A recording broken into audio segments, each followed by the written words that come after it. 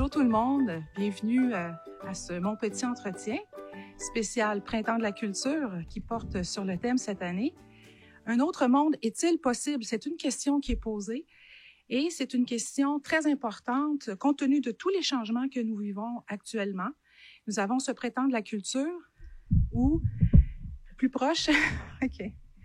Nous avons donc ce Printemps de la culture où on va essayer de dresser finalement, durant toute la semaine, un constat lucide sur les causes, peut-être des catastrophes ou bien des changements actuellement qu'on vit, que ce soit au niveau post-pandémique ou bien on sait qu'actuellement, on vit quand même une guerre en Europe qui nous déstabilise et qui nous préoccupe beaucoup depuis un mois. Donc, cette question est posée. Et donc, ça s'inscrit ici. On a invité Yves-Marie Abraham, bonjour. Bonjour Anne. Pour nous parler justement de son œuvre. Justement, je vais vous le présenter. Yves-Marie Abraham est professeur à HEC Montréal où il enseigne la sociologie de l'économie et mène des recherches sur le thème de la décroissance. Après avoir co-dirigé la publication de Décroissance versus développement durable, Débat pour la suite du monde en 2011 et de creuser jusqu'où l'extractivisme est limite de la croissance en 2015, il a publié récemment chez Éco-Société une synthèse personnelle sur la décroissance intitulée « Guérir du mal de l'infini ». Alors, c'est le livre qui nous réunit aujourd'hui. Il est par ailleurs responsable de la spécialisation en gestion de l'innovation sociale au sein de la maîtrise à HEC Montréal, où il offre un cours sur la décroissance soutenable depuis quand même 2013. Yves-Marie Abraham est donc également membre du collectif de recherche indépendant Polemos Décroissance, parce que justement, on remarque que cet ouvrage chez Éco-Société fait partie finalement de cette collection Polemos qui, les maîtres mots sont combattre et débattre. Hein? Donc, bienvenue parmi nous. Merci de votre accueil et de votre invitation. Oui. Alors, je voudrais aussi souligner qu'en plus de cette belle salle qui nous réunit aujourd'hui, des étudiants de sciences humaines, de sciences de la nature et puis de toutes les autres techniques également du collège, nous avons également des étudiants qui sont aussi en ligne sur Teams Event. OK? Alors, bienvenue à tout le monde. Alors, sans plus tarder, je vais peut-être commencer par peut-être la dédicace tout simplement. Vous vous dites, on sent que vous faites ce livre, vous avez dédié ce livre à des personnes que vous chérissez. Vous dites à Valentine, Alice et Émile pour que la vie continue. Alors, ma question, c'est Yves-Marie Abraham, êtes-vous inquiet? Oui, très, très inquiet. C'est pour ça que j'ai passé notamment plus d'un été à écrire ce livre-là. On a mieux à faire normalement l'été que de s'enfermer dans une bibliothèque pour écrire. Et donc, il faut avoir un certain sentiment d'urgence pour faire ce genre de choses. C'est sûr que c'est le point de départ de la décroissance, c'est de poser un diagnostic sur la situation actuelle qui est effectivement extrêmement inquiétant. Et je crois qu'on n'exagère jamais quand on affirme cela. En fait, on peut regarder tous les chiffres qui sortent tous les jours, toutes les données qui sortent. Chaque jour, c'est un peu plus grave que la veille et un peu moins que le lendemain. Donc oui, il y a une vraie inquiétude pour la suite du monde, comme disait Pierre Perrault. Alors, ça peut même être une inquiétude pour la suite de l'aventure humaine, puisque ce qui se joue éventuellement actuellement sur le plan écologique à l'échelle planétaire, c'est possiblement la disparition de notre espèce, puisque on est là encore possiblement on est à l'intérieur déjà du 6e épisode d'extinction massive du vivant depuis les débuts de la vie sur Terre. Le 5e, c'est celui qui a emporté les dinosaures non aviens, les gros dinosaures. Les petits dinosaures ont survécu, c'est les oiseaux aujourd'hui, là. Mais les gros ont survécu. En fait, il y a 65 millions d'années, quand ils ont disparu, en fait, c'est tous les animaux de plus de 25 kilos qui ont disparu dans le 5e épisode. Donc, vous voyez notre poids moyen. Chaque épisode a ses particularités, évidemment, hein, donc rien ne dit que les choses vont se passer de la même façon. Évidemment, ça commence pas du tout de la même façon d'ailleurs, mais l'enjeu ultime, c'est quand même éventuellement même l'avenir de notre espèce, donc, d'où le point de départ. Oui, alors on comprend l'inquiétude, tout à fait. Nous la partageons. Je pense que c'est un peu pour ça que nous sommes ici aujourd'hui. Et puis, moi, je dois vous dire que j'ai beaucoup aimé votre livre. J'ai vraiment beaucoup aimé. Puis je vous invite, pour ceux et celles, ça va être une introduction. J'aimerais peut-être revenir un petit peu sur votre parcours parce que nous sommes au cégep, les jeunes, plusieurs se questionnent sur qu'est-ce qu'ils vont faire. Vous avez choisi d'être sociologue. Qu'est-ce qui vous a amené à cette discipline, à étudier ça? Des échecs. Des échecs. Non, j'ai commencé à étudier en littérature un peu pour faire comme on m'avait dit de faire. À l'époque, on veut encore obéir un peu à ses parents ou leur faire plaisir. Ouais. Ça n'a pas marché du tout. J'aurais bien voulu faire de la philo, mais là, je me suis vraiment cassé la figure. Je suis tombé sur une prof qui m'a détruit. Donc je me suis dit, bon, peut-être la socio, c'est bien. Puis là, ça a été une histoire d'amour. Donc, c'est assez tard. Donc, j'imagine c'est à peu près l'âge que vous avez. Mais bon, j'avais, je pense, 20 ans quand j'ai découvert la socio. Et là, c'est vraiment la discipline qui m'a accroché, qui a commencé à me donner envie de lire, de réfléchir. Puis en fait, ça m'a tenu jusqu'à aujourd'hui. Et jusqu'à ce que à partir de la sociologie de l'économie, j'en vienne à découvrir la décroissance. Mais c'est vrai qu'entre les deux, il y a eu, j'ai commencé en sociologie des religions aussi, ce qui n'est pas complètement sans lien avec mon intérêt pour l'économie. Ouais. Exactement, effectivement. Et vraiment, quand on finit de lire ce livre-là, on se dit, bien voilà, c'est quand même sur la décroissance. Vous enseignez à HEC Montréal. Et on peut se poser la question comment ça se fait qu'une école de commerce, donc en son sein, ben c'est vrai que vous êtes sociologue de l'économie. Je veux dire, a priori, c'est comme normal, mais compte tenu du cours que vous enseignez, et vous donnez vraiment 2 raisons à ça, j'aimerais peut-être revenir sur ces 2 raisons-là. Oui, c'est ça, on me pose souvent la question, comment c'est possible de donner un cours pareil à HEC, l'école capitaliste par excellence? Ce qui est vrai, c'est une école où on apprend en gros quand même les techniques du bon fonctionnement de l'entreprise, donc du bon fonctionnement du capitalisme. En fait, fondamentalement, c'est ça qui est en jeu. Alors comment est-ce qu'on peut quand même donner un cours clairement anticapitaliste dans une école comme celle-là, parce que la décroissance, c'est une proposition politique qui est explicitement, clairement anticapitaliste. Comment c'est possible? Je me l'explique de 2 manières. Je pourrais en rajouter une 3e d'ailleurs, que je vais, après avoir exposé les 2 auxquels vous pensez. Ouais. La première, ça tient à l'histoire de HEC Montréal. Là, je viens faire du recrutement pour HEC. Mais HEC, ça a été créé, certes, par la bourgeoisie, mais la bourgeoisie canadienne-française, donc une assez petite bourgeoisie, début du XXe siècle, qui sent l'urgence d'outiller les Canadiens français de savoir, de compétences en matière de gestion, pour ne pas laisser aux Anglais en fait l'hégémonie économique au Québec. En fait. Donc à l'époque, on a un Québec qui finalement la division ethnique recoupe à peu près la division par classe, quoi. La bourgeoisie, c'est les Anglais, le prolétariat, c'est les Français. Et donc là, il y a un effort pour créer une école qui pourrait donner accès à un savoir qui permettrait à ce prolétariat de grimper, en tout cas dans la hiérarchie sociale. Donc il y a une espèce d'esprit critique, je crois, à l'origine de l'école qu'on a retrouvé tout au long du XXe siècle. Édouard Montpetit, donc qui a été un des grands directeurs de l'école, il incarnait en partie quand même ce regard assez critique sur le capitalisme.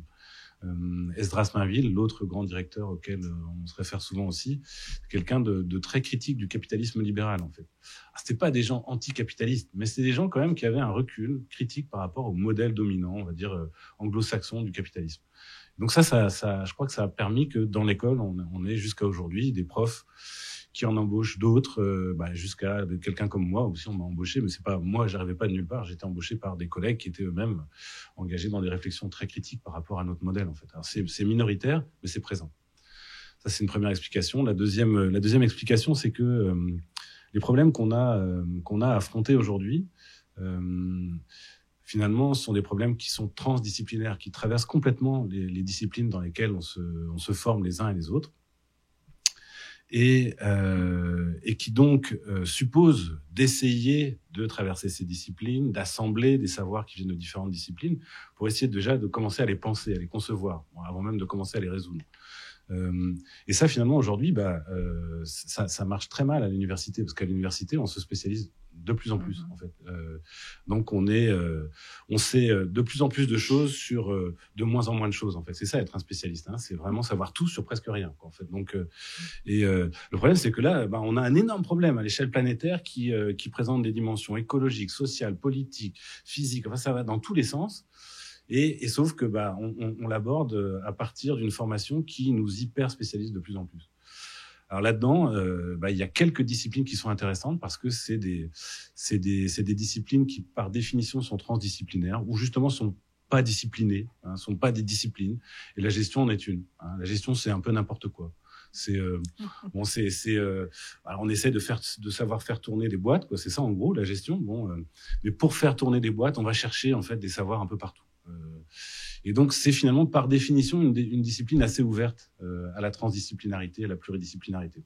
Donc, c'est un peu la chance que j'ai eue. Si j'étais resté en sociaux, je pourrais pas donner le cours que je donne actuellement. Parce que c'est un cours où je fais de l'économie, je fais de la biologie, je fais de la physique, je fais de l'histoire, je fais de l'anthropologie, je fais de la philosophie, de la science politique. Je m'aventure même sur ce terrain. Bon, tout ça, ça serait illégitime si j'étais en sociaux. Ça me poserait des problèmes. Je caricature un peu, mais pas très loin. Ouais. Donc ça, c'est un gros avantage. Alors, c'est ça, j'ai beaucoup aimé là, cette phrase quand vous dites, par exemple, vous répétez ce que dit votre collègue. La gestion est une matière foncièrement indisciplinée. Elle se nourrit de toutes sortes de savoirs par nécessité. Alors, c'est un peu ça. Alors, vraiment, alors nous, c'est sûr, moi, je suis enseignante en sciences humaines. Je me suis mais Anne, je vous arrête parce que je vous avais annoncé une troisième explication qui... Ah, mais oui, c'est la troisième. mais c'est intéressant par rapport au sujet du jour. C'est que, parce qu'on me pose de plus en plus souvent la question, pourquoi, comment c'est possible? Il faut savoir que l'université, elle est financée à l'étudiant. Dès qu'on fait rentrer un étudiant à l'université, clac, on ramasse du fric. Bon, donc, tout étudiant qui rentre, c'est bon. Hein. Alors, s'il y a aujourd'hui des étudiants qui sont prêts à rentrer à HEC pour venir écouter ce que je raconte, j'ai l'impression que la direction de l'école, je vais être grossier, mais on a rien à foutre, en fait. Ce qui compte, c'est qu'il y ait du monde qui rentre. S'il y a du monde pour venir écouter Abraham, laissons Abraham causer. C'est pas grave. Donc, il faut pas non plus se faire trop d'illusions, hein. Ce qui compte, c'est ça. C'est ça le nerf de la guerre dans notre société, hein. C'est ça, une société capitaliste. C'est finalement l'accès au capital, l'accès à l'argent. Si vous faites rentrer de l'argent, quelle que soit la manière, à la limite, peu importe. Donc, ce serait la troisième explication qui est un peu moins sympathique, mais pas moins réaliste, je pense. Oui, surtout que ça déprécie un peu votre ouvrage. Non, mais ça dit, non, mais parce que ça dit autre chose, Anne, c'est que c'est qu'en même temps, justement, ça existe parce qu'il y a des étudiants qui veulent le suivre. C'est-à-dire que même à HEC, il y a de plus en plus d'étudiants qui veulent suivre ce cours-là. Ce qui dit bien quelque chose de l'ère du temps, en fait, et de ce qui préoccupe votre génération et la génération proche de la vôtre. C'est que c'est une idée aujourd'hui qui gagne du terrain. Vous évoquiez le fait que je donne ce cours depuis 2013.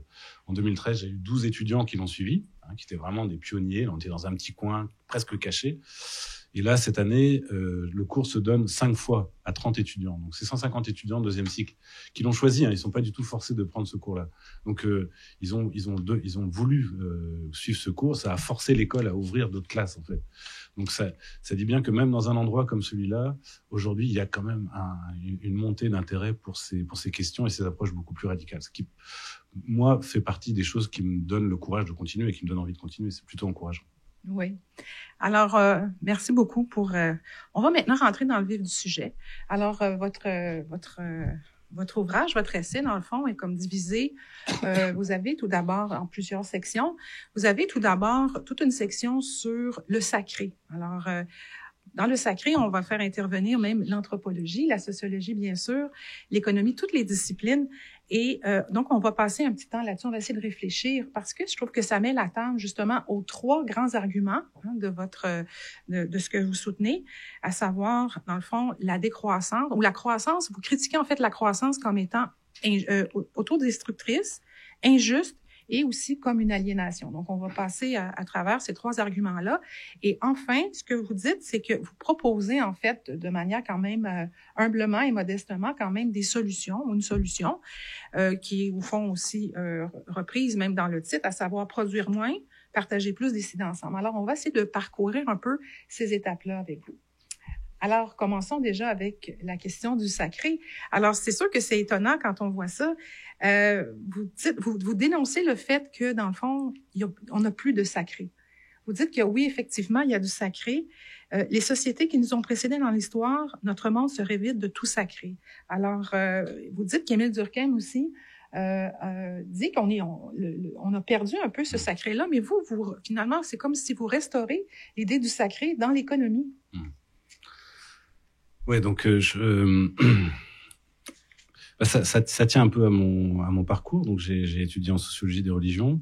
Et puis pour des raisons personnelles, j'ai bifurqué et j'ai dû travailler dans des grosses entreprises à Paris pendant quelques années.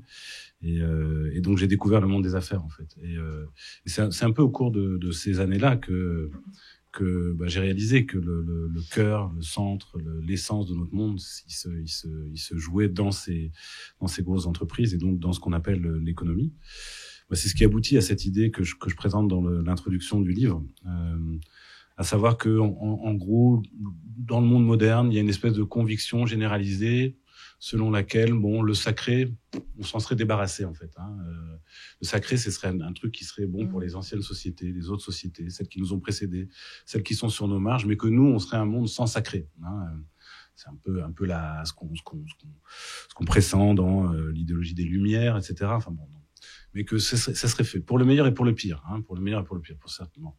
Et puis c'est ce que j'essaie de contester en disant mais finalement est-ce que nous n'avons quand même pas un sacré, et est-ce que ce sacré ce n'est pas ce que nous appelons l'économie en fait, et tout ce qui vient avec évidemment.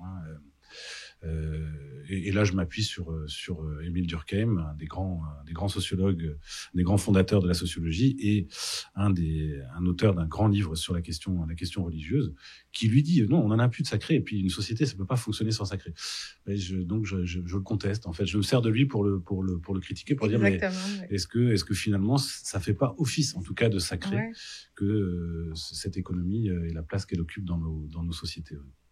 Effectivement, vous dites ici une phrase qui m'intéresse. Vous dites au quotidien, on notera par exemple que nous nous lavons soigneusement et revêtons nos habits du dimanche. Non plus le dimanche, justement, mais les jours où il faut aller travailler, et en particulier quand il s'agit d'y rencontrer des êtres ayant plus de mana que nous et susceptibles de nous en transmettre, clients, fournisseurs, dirigeants. Donc, qu'est-ce que le mana? Alors, on sent déjà que c'est vrai que quand on est quand on est sur le marché du travail, quand on va travailler, on a quand même, on sent là, qu'il y a quelque chose quand même de sacré, effectivement. Alors, pourquoi utiliser le mot mana? Ça, c'est parce que c'est un vieux mot utilisé en anthropologie. Je pense que c'était Marcel Mauss qui devait l'utiliser. Ça désigne un peu cette idée d'une force religieuse, en fait, une force. En fait, ça désigne, le sacré, mais comme force, en fait, qui serait dans certaines personnes, dans certains objets, dans certaines paroles aussi, en fait. Et donc, en quelque sorte, j'essaye de prolonger l'analogie, de dire oui, il y a bien dans certains aspects de ce que nous appelons l'économie quelque chose qui ressemble à du mana en fait. Les gens les plus riches sont des gens impressionnants, mais il y a beaucoup de mana aussi dans un gros billet de je sais pas des coupures de combien on peut avoir en dollars, ça va jusqu'à combien, enfin $100. Bon, si je brûle un $100 devant vous là, il y aura une sorte de gêne quand même, dire quoi, c'est que du papier pourtant, mais bon, et non, il y a quelque chose qui touche un peu à cette idée de sacré telle que Durkheim l'approche. C'est ça. Donc, en fait, ce que je comprends, c'est que vous parlez justement de cette sacralisation de l'économie, des rapports également, parce que justement, c'est parce qu'on trouve ça sacré que dans le fond, nous sommes dans une société de croissance, parce que dans le fond, si on trouve ça important, on va se dire, la croissance économique est importante aussi. Ouais, donc ça renvoie à la définition que donne Durkheim du sacré. Donc j'essaie d'être rigoureux parce que c'est une analogie qu'on fait souvent en capitalisme, religion. J'essaie de le faire de façon un peu plus systématique. Je sais pas si ça marche complètement. J'ai pas eu de discussion fine avec des sociologues là-dessus. Mais ce qu'il dit en fait, c'est que à la base du sacré, il y a rien de mystérieux. Le sacré, c'est quoi? Fondamentalement, c'est des idéaux partagés, des idéaux collectifs partagés, qui sont projetés sur des objets, sur des phrases, sur des personnes, et que ces personnes, ces objets, ces phrases vont constituer le sacré de ce collectif, en fait. Bon. Et s'il y a bien un idéal collectif qui est partagé aujourd'hui à l'échelle planétaire, même, c'est celui de la croissance économique, en fait. Et ça, c'est assez fascinant. Alors là, on revient sur un terrain plus classique, mais il n'y a pas besoin de la référence au sacré pour le souligner. Mais Nous sommes en désaccord sur énormément de choses dans nos sociétés, entre nos sociétés, mais il y a un point sur lequel il y a quasiment unanimité, c'est sur la nécessité de la croissance économique, ce qui est assez fascinant en fait. Hein. Ouais. Et ça à l'échelle planétaire. Donc il y a pas beaucoup d'idées qui jouissent de ce statut-là dans notre monde. Il y a des désaccords sur la manière de générer cette croissance économique, des désaccords sur la manière de distribuer les fruits de cette croissance économique, mais il y a un accord de principe sur le fait qu'il nous faut de la croissance. Pourquoi ? Pour améliorer l'existence à la fois individuelle et collective en fait dans nos sociétés. En fait, c'est une condition du bonheur. Alors c'est pas une condition suffisante, mais une condition nécessaire du bonheur. Bon. Donc c'est cet idéal collectif, il s'est emparé de nous. Alors il faudrait aussi en faire l'histoire, montrer comment ça s'est fait. Mais aujourd'hui, il a effectivement valeur d'idée quasi sacrée. Ouais. Oui, effectivement. Bon, alors, la question qui nous est posée dans la conférence « Un autre monde est-il possible ?» Vous arrivez, dans le fond, avec une prescription, au fond. Ça peut être possible, enfin, vous nous le direz, là, oui, non, peut-être, ça dépend. Souvent, on va répondre ça quand on est prof. Vous dites, en tout cas, à moins qu'on se guérisse du mal de l'infini. Et j'aimerais ici peut-être revenir, moi, je suis prof de sciences économiques, alors, en sciences économiques, on définit en fait notre discipline comme étant, dans le fond, l'étude du comportement humain, voir comment on va donc gérer des ressources finies, des ressources rares, afin de pourvoir à des besoins dits illimités. Et là, je pense qu'on arrive à dire infini, en fait. Et donc, c'est sûr que quand quand par exemple, une économiste comme moi voit un peu ce titre-là, c'est sûr que ça m'interpelle directement. Donc, alors vous justement, vous remettez en question cette idée. On est d'accord, les ressources sont finies, mais les besoins ne sont pas infinis, ne sont pas nécessairement finis. Alors, vous remettez un peu ça en question. Ouais, c'est ça. Donc j'en fais. Bon, mais là, c'est pas des idées à moi. Hein. Il y a pas beaucoup d'idées originales dans ce livre-là. C'est une synthèse. Donc je bricole avec la pensée des autres. Là, je m'appuie notamment sur des travaux d'anthropologues en fait qui finalement, en observant le mode de vie, le comportement des humains dans d'autres sociétés que les nôtres, des sociétés souvent très différentes, on arrivait à la conclusion que on avait des humains là qui fonctionnaient pas du tout comme le disent les manuels d'économie dans leurs premières pages en général, où ces manuels, de manière plus ou moins explicite, vont formuler, comme l'a dit Anne, l'idée qu'il y aurait quelque chose comme une infinité de besoins à satisfaire, et donc un problème de rareté, puisque s'il y a moyens limités et besoins illimités, il y a rareté, hein, il y a décalage. Hein, donc, une fois qu'on a posé ce problème dans ces termes-là, évidemment, on voit la croissance comme une solution. Hein. S'il y a des besoins illimités, si on trouve qu'il est légitime de satisfaire ces besoins et que les moyens sont limités, la seule manière d'améliorer la chose, c'est la croissance, en fait. C'est tout donc ça se joue dans les premières pages des bouquins d'économie classiques, enfin, économie 101, en fait. Tout à fait. Alors, et là, notamment les travaux d'anthropologues permettent de dire, attendez,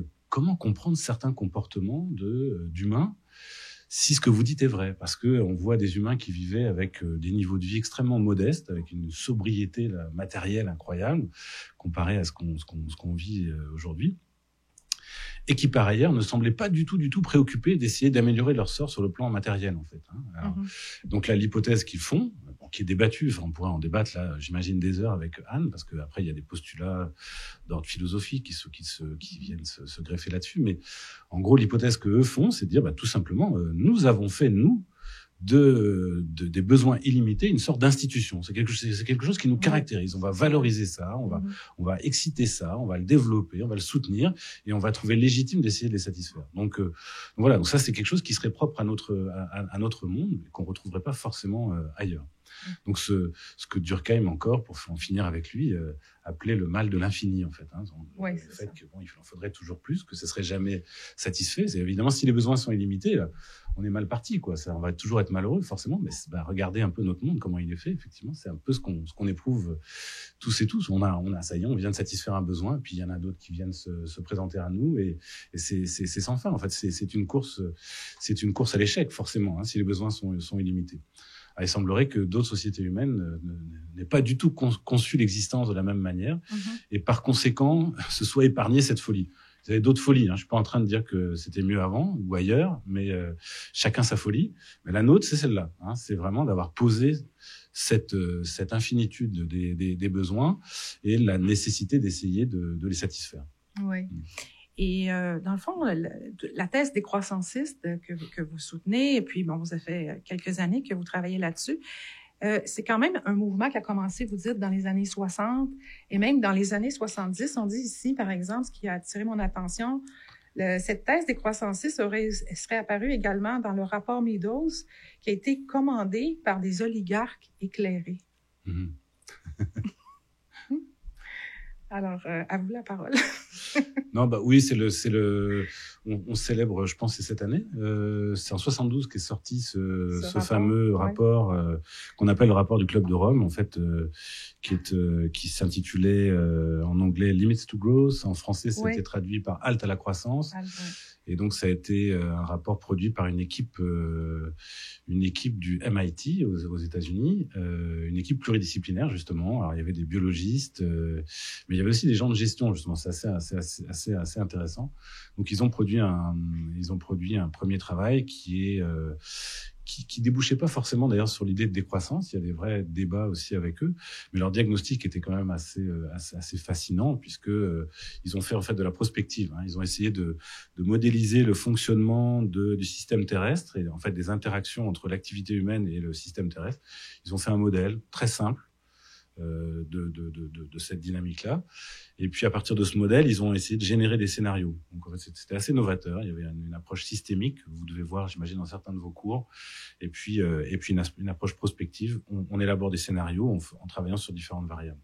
Ce qu'il faut retenir de leur bouquin de 72, c'est que tous ces scénarios conduisaient à des situations de dépassement des limites biophysiques planétaires, et donc probablement à des formes d'effondrement. Alors, ils utilisent un peu le mot d'effondrement, pas tant que ça, mais donc d'effondrement de nos sociétés. Alors, ils le définissent pas trop non plus, l'effondrement. Qu'est-ce que ça veut dire ? Concrètement, ça veut dire qu'en gros, nos sociétés auraient de plus en plus de mal à se reproduire telles qu'elles fonctionnent aujourd'hui, en fait. C'est aussi simple que ça.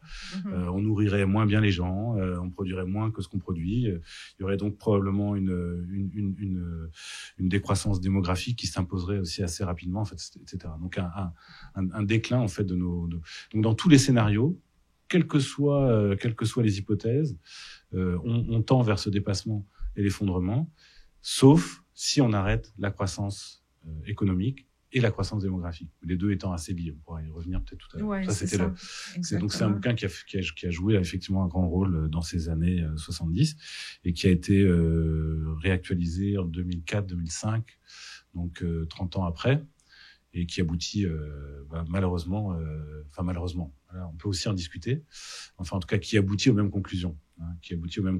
C'est-à-dire que ça s'est pas arrangé du tout depuis, et évidemment ça s'est même empiré, puisque il y a eu tout un beau discours qui est celui de développement durable, mais ça n'a été qu'un discours qui n'a eu aucune incidence sur le plan écologique, aucune incidence positive, et donc finalement la situation est plus critique aujourd'hui qu'elle ne l'était dans les années 70. Effectivement, puis on va y revenir abondamment. En fait, justement, le maître mot est sorti, la décroissance. Et vous le dites, la décroissance, là, c'est pas un beau mot. Tu sais, on gêne quand on dit ça, la décroissance. Là, puis vous rappelez Hannah Arendt qui dit, il n'y a rien de pire qu'une société de croissance sans croissance. Tu sais. Donc, c'est vrai. Alors, ce que vous faites, en fait, on va rentrer maintenant dans les arguments. Et donc, on en a parlé, là, les trois arguments. Alors, vous démontez, en fait. Donc, on va commencer à dire, la croissance, pourquoi c'est mauvais, au fond? Donc, avec le premier argument, en fait, la croissance, c'est comme de l'autodestruction. C'est comme de l'autodestruction. Et pourquoi? Parce que quand on produit, en fond, c'est que là, on va donc produire des marchandises, on va utiliser de la matière, on va utiliser de l'énergie, on va produire des déchets. Puis les déchets, il y en a plusieurs. Par exemple, ça peut être les déchets comme on connaît, mais aussi des déchets radioactifs. Ça peut être des déchets également, le CO2. Toute cette pollution-là, dans le fond, on peut donc mettre dans déchets là, au sens large, n'est-ce pas? Donc, vous dites, dans le fond, que ça, Et là, vous dites qu'on rêve là, quand on pense qu'on va arriver à un découplage. Alors, qu'est-ce que le découplage et pourquoi, justement, le découplage, en fait, est impossible? Ouais, donc ça c'est une question un peu technique, mais elle est cruciale en fait aujourd'hui. Le mot découplage s'est imposé ces dernières années dans les débats plutôt scientifiques sur cette question-là. Elle désigne quelque chose d'assez simple en fait. Elle désigne une situation dans laquelle on aurait la poursuite de la croissance économique, c'est-à-dire par exemple un PIB. Le PIB c'est notre indicateur privilégié pour mesurer notre croissance économique. Donc une croissance qui monte. En fait, le mieux, ce serait de le faire avec un tableau. Là, vous avez la croissance économique qui continue à progresser, et vous avez finalement l'intensité écologique ou l'impact écologique de cette activité économique qui, elle, se stabilise et même tend à s'améliorer en fait. Donc, vous auriez des indicateurs. On peut mesurer ça de différentes manières. La quantité de ressources qu'on mobilise, la quantité de déchets qu'on peut produire, etc. Donc, on peut prendre toutes sortes d'indicateurs pour mesurer la situation sur le plan écologique. Le découplage, ce serait on arrive à continuer à croître sur le plan économique et on améliore les choses sur le plan écologique. Parce qu'il ne s'agit pas seulement de stabiliser aujourd'hui. La situation écologique aujourd'hui, elle est suffisamment dramatique pour que ça aille mieux. Il faudrait vraiment améliorer les choses, pas seulement stabiliser les choses. Pas seulement arrêter le massacre, mais vraiment aller dans l'autre sens. Bon. Alors ça, c'est cette idée donc, qu'on appelle le découplage, en fait, elle est au cœur de notions qui sont omniprésentes aujourd'hui dans le discours politique, à commencer par le développement durable. Si vous regardez comment est défini le développement durable, il est défini comme la possibilité de réaliser ce découplage. Et en plus, dans le développement durable, il y a en plus la promesse de gagner aussi sur le terrain de la justice sociale. C'est pas seulement sur le plan écologique qu'on est censé améliorer les choses, mais aussi sur le plan social.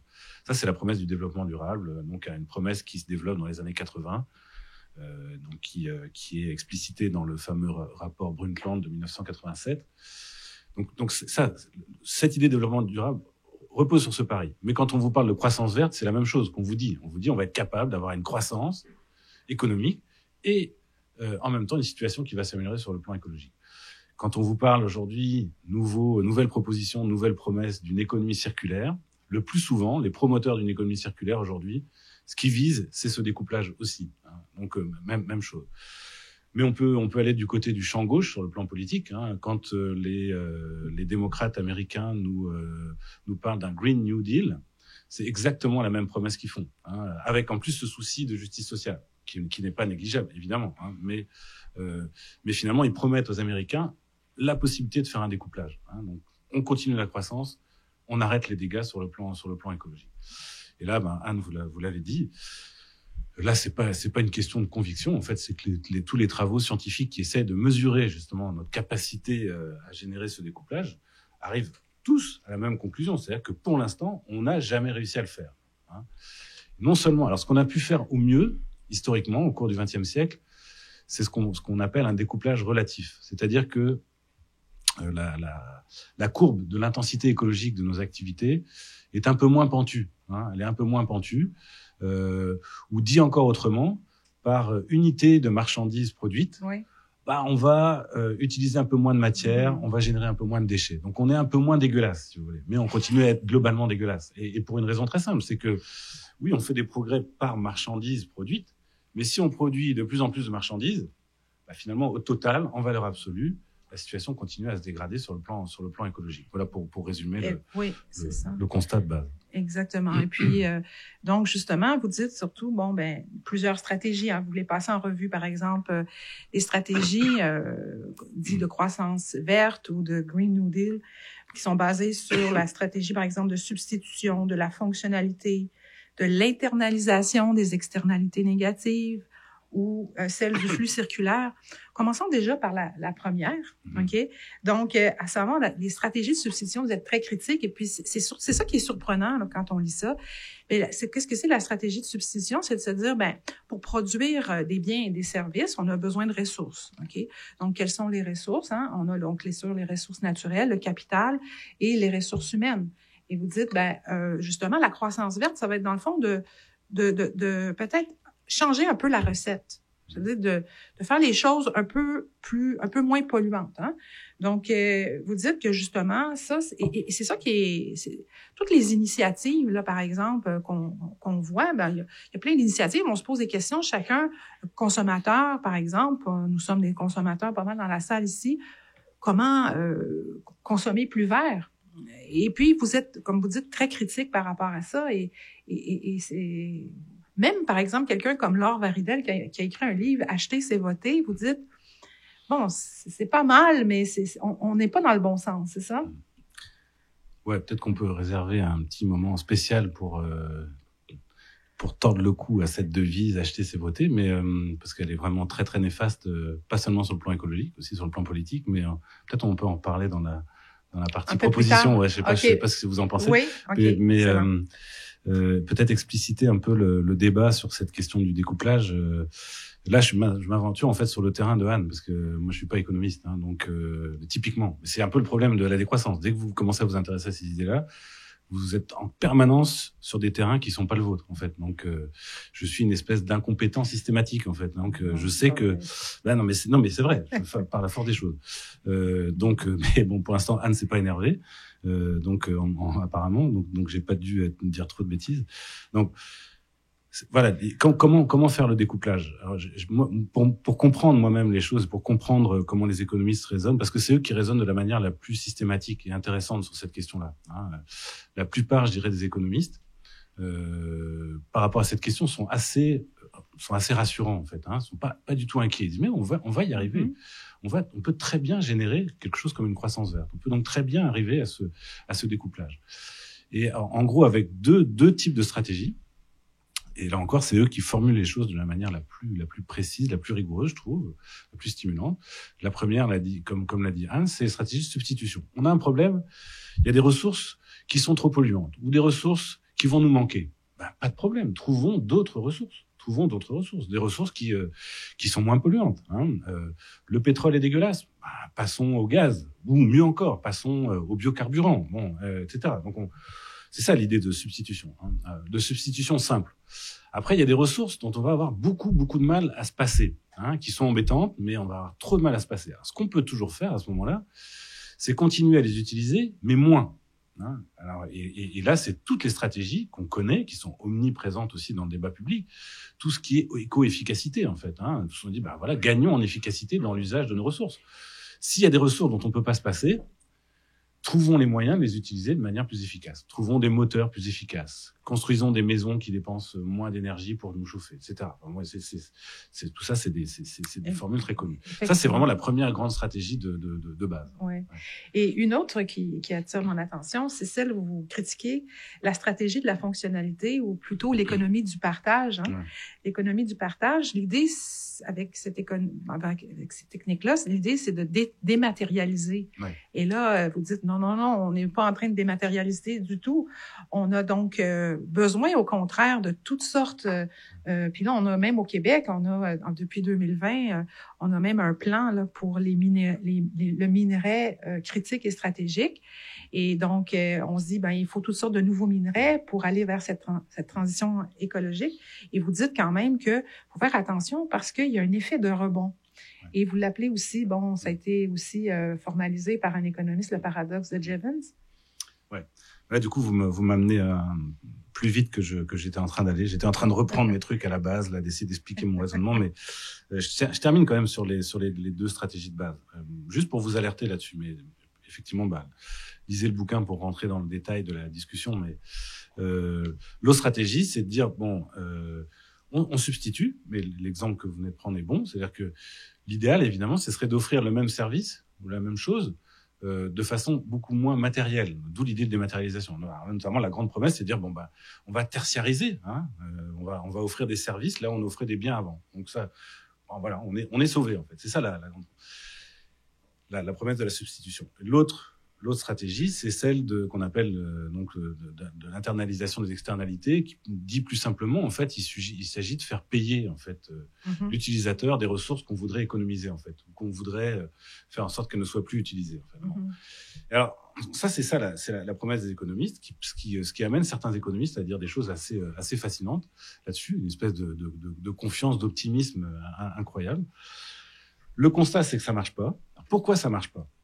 Ça marche pas, à mon avis, pour trois grands types de raisons.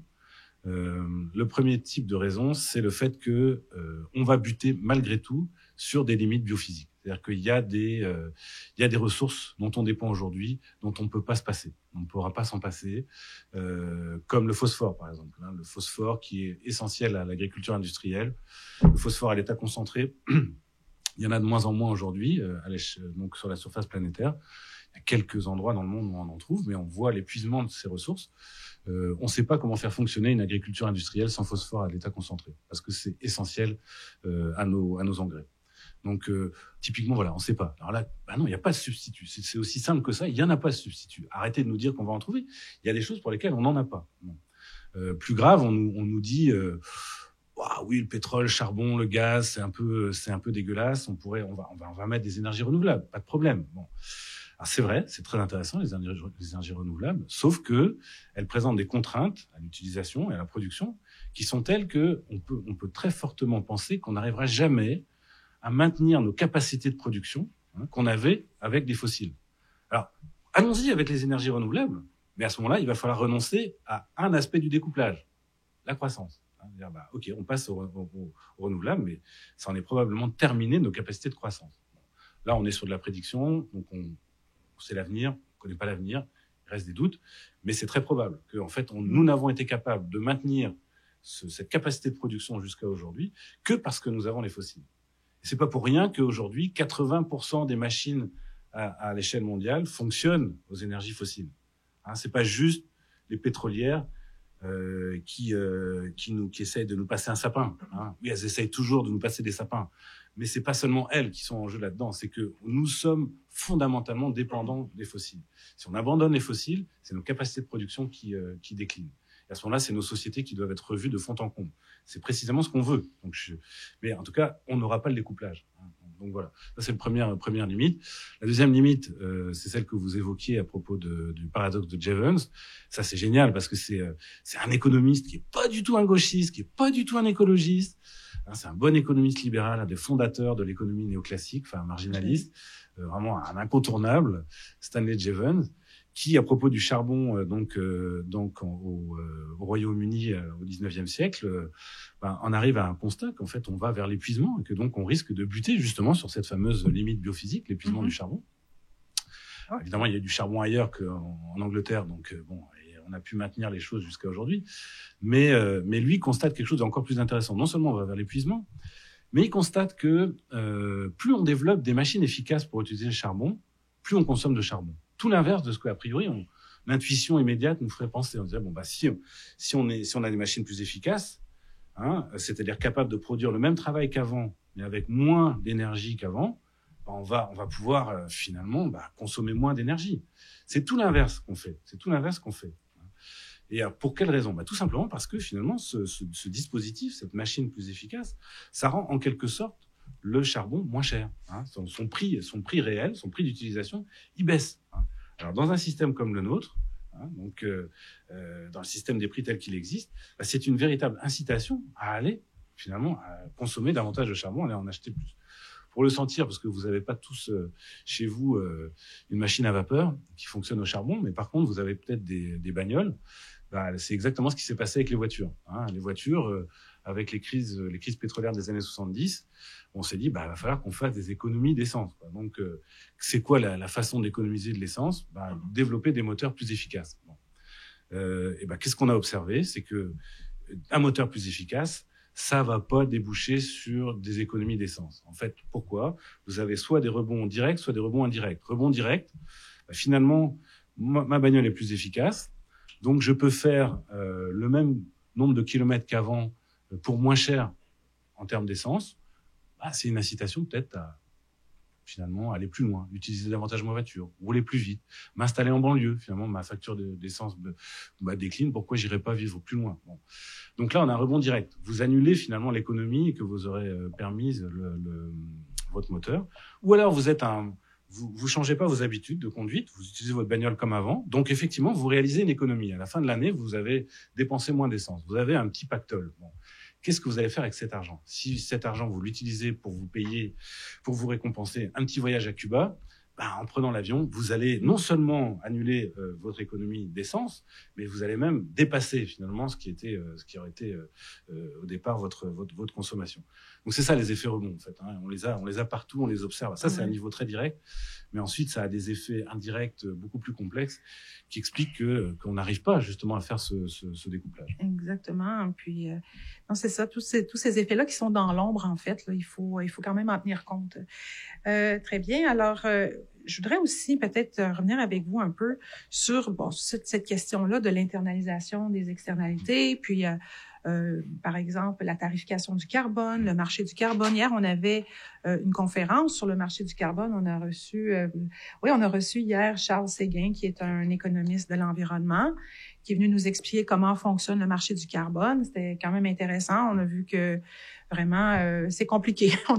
On peut le dire comme ça rapidement, mais vous dites aussi que, bon, vous l'avez tantôt, vous en avez parlé là tout à l'heure, je voudrais pas qu'on revienne là-dessus, mais vous dites que quand on veut peut-être amener des stratégies justement de ce type, on peut buter également sur des contraintes politiques, comme par exemple les gilets jaunes. On a voulu au départ, les gilets jaunes, on a des élections dans 2 semaines en France.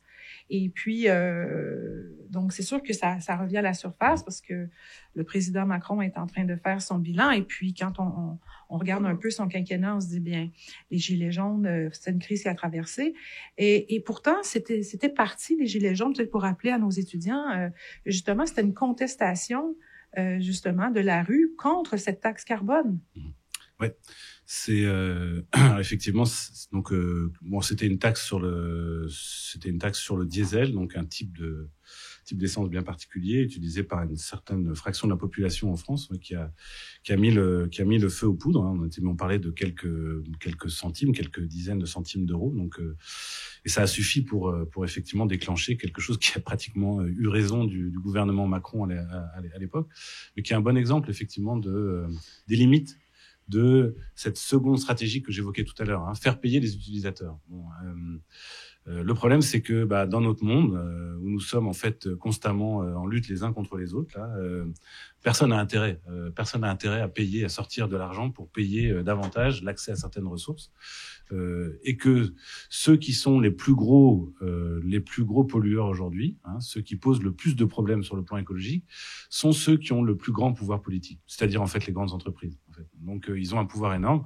C'est eux qu'il faudrait pouvoir taxer efficacement. Mais c'est eux qui sont en position de dire non, en fait. De dire non, ou alors de refiler les coûts ailleurs. Hein. Donc ça, c'est...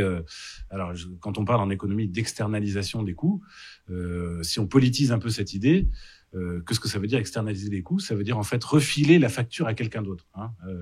Et en général, on le fait à qui? Pas à plus fort que soi. Hein. On va avoir des problèmes si on veut refiler la facture à quelqu'un qui est plus costaud que soi.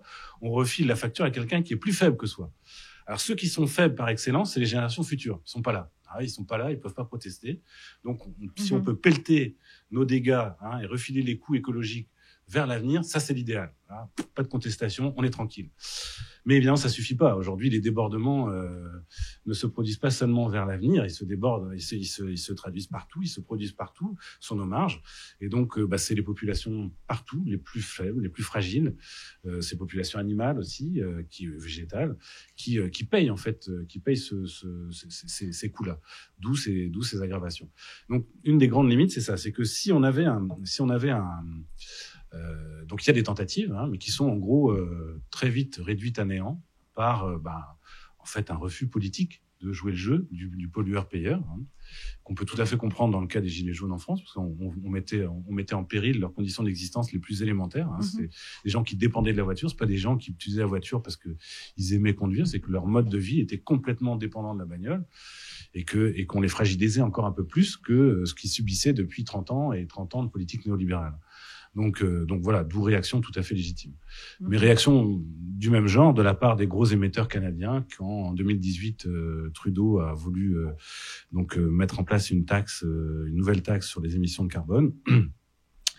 Là, les grands émetteurs, ils sont pas très nombreux, donc ils se sont réunis, c'est facile, c'est toujours plus facile quand on est quelques-uns pour s'organiser. Et ils sont allés voir Trudeau. On lui disait, Trudeau, tu revois ta copie, ta taxe là, tu vas la réviser de telle façon qu'elle soit moins pénalisante pour nous, parce que si tu la mets en place, tu vas nous fragiliser économiquement par rapport finalement à la concurrence internationale. on va devoir soit délocaliser, soit fermer, etc. Et les gens qu'on va mettre dehors, c'est tes électeurs, c'est des gens dont tu dépends aussi. Donc, tu peux pas te permettre de nous fragiliser. Et qu'est-ce qu'a fait Trudeau? Il a effectivement révisé sa copie. Donc, d'où la limite politique très forte de ce genre de mesures. Alors, c'est pas qu'on est contre, hein, à la limite, pourquoi pas. Mais si on fait ça, il va falloir repenser nos sociétés. C'est-à-dire que précisément, si on le fait sérieusement, si on avait un pouvoir aujourd'hui politique qui disait, OK, mettons nos culottes, on va en mettre une vraie taxe sur le carbone qui va vraiment inciter tout le monde à changer son mode de vie. Et ça va marcher. Ça ne va marcher qu'à condition d'accompagner cette taxe de toute une réorganisation de nos sociétés. Il faut tout repenser, en fait. Et c'est ça l'idée de décroissance, en fait. Hein. C'est que ça ne pourra pas se faire si on ne repense pas la manière de vivre ensemble. Si on touche à rien, ça va être les gilets jaunes à la puissance 1000. C'est le chaos total. C'est évident. Donc voilà la limite. En tout cas, la limite, quand on dit, il suffit juste de faire ça et puis on peut continuer à vivre comme avant. Non. Si on fait ça sérieusement, il faut repenser une distribution de nos moyens d'existence, notamment. Absolument. Et ça nous amène en fait sur la question de la croissance comme étant une injustice. On a bien compris que la croissance donc peut créer justement une injustice intergénérationnelle, on en a parlé, mais également intragénérationnelle. Alors ça, c'est quand même surprenant parce que on se dit, mais voilà, la croissance économique, plus on produit, plus on a de richesses, plus on en a à partager. Et comment est-ce qu'on peut arriver finalement à une injustice intragénérationnelle? Oui, donc là, je m'appuie aussi sur un économiste, sur plusieurs économistes, mais le plus connu de la bande, c'est Thomas Piketty, qui est pas du tout un décroissanciste. Hein. Lui, il reste un penseur socialiste assez classique, qui pense quand même que la croissance est une bonne chose, mais à certaines conditions. Mais n'empêche que Piketty, le gros avantage de son travail, ça a été de démontrer que de façon structurelle, en fait, la course à la croissance sur les 3 derniers siècles, parce qu'en fait, la course à la croissance, elle n'a que 3 siècles, en fait. Hein. C'est un phénomène très récent dans l'histoire de l'humanité. Il faut aussi le remettre en perspective historique. Mais quand on regarde ce que ça a donné, structurellement, ce que montre Piketty, c'est que ça bénéficie tendanciellement à peu près toujours aux mêmes, c'est-à-dire à ceux qui ont le contrôle de ce qu'il appelle le capital. Le patrimoine, il n'est pas très précis là-dessus. C'est une des faiblesses de son ouvrage, je crois. Mais le gros avantage, c'est ça, c'est de montrer que tendanciellement, en fait, cette croissance, elle ne bénéficie pas à tout le monde. Elle bénéficie à une minorité. Et cette minorité, c'est celle qui a le contrôle de ce qu'on appelle le capital. Oui. Alors, on va peut-être se diriger, parce que le temps avance, peut-être vers un troisième argument, parce que je voulais quand même, j'aurais aimé peut-être que si on avait eu le temps qu'on discute comme étant l'accumulation, comme étant un vol. On va sauter peut-être ce côté-là. Peut-être aller justement sur la croissance en tant qu'aliénation. Alors là, ça, c'est quand même un bon chapitre, une bonne section là, dans votre livre. Vous dites que le capitalisme est un piège dans lequel nous sommes tous enfermés.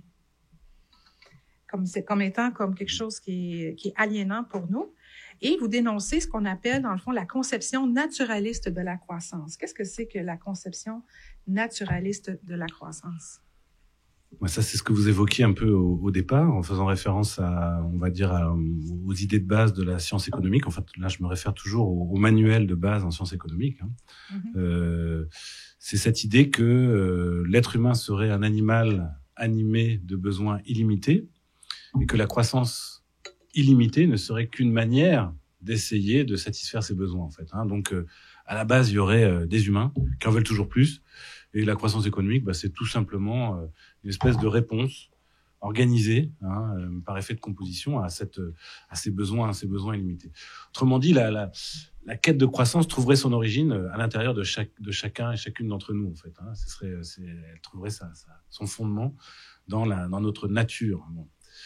C'est ce que je conteste et ce que je contestais au départ. Donc, pour amener une conception sociologique du phénomène de la croissance, ce que je viens de commencer à introduire, déjà en commençant par remarquer que cette croissance économique, c'est quelque chose qu'on observe simplement depuis environ 4 siècles, et dans un espace très restreint de notre planète. En Occident, en fait. Donc, c'est absolument pas un phénomène qu'on observe ailleurs. Donc, quelque chose de très, très récent à l'échelle de l'histoire de l'humanité.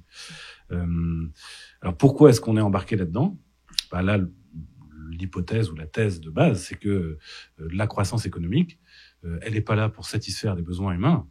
c'est une exigence du capitalisme, fondamentalement. Hein. Qu'est-ce que c'est que le capitalisme ? C'est une forme de vie sociale qui est orientée vers l'accumulation d'argent. Hein. Donc c'est ça l'enjeu majeur, c'est l'accumulation d'argent.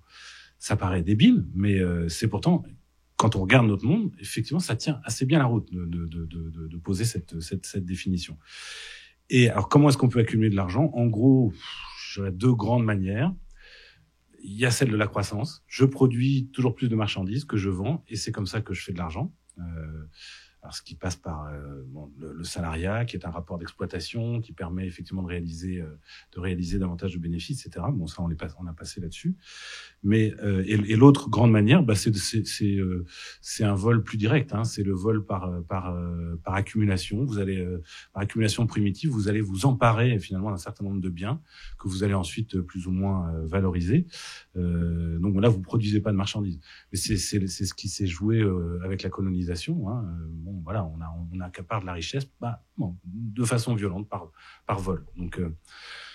Donc voilà le point de départ de enfin en tout cas voilà ma réponse à la question finalement pourquoi il y a croissance, mais parce qu'il y a capitalisme. Hein. Et donc là il faut refaire l'histoire du capitalisme. Hein. Oui, c'est ça. On peut remonter dans le fond à cette disons à la révolution monarchique où on avait donc un système où on avait donc un pouvoir qui était basé donc sur l'hérédité au fond.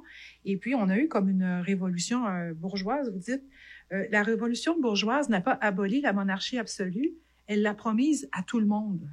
Alors ça, c'est quand même intéressant. Et vous faites un petit peu une parodie, page 173, justement.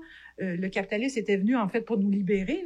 Puis finalement, on est comme tous des petits bourgeois, finalement, tous des petits rois dans notre vie. Vous dites, on pourrait dire des révolutions bourgeoises qu'elles n'ont pas aboli la monarchie absolue.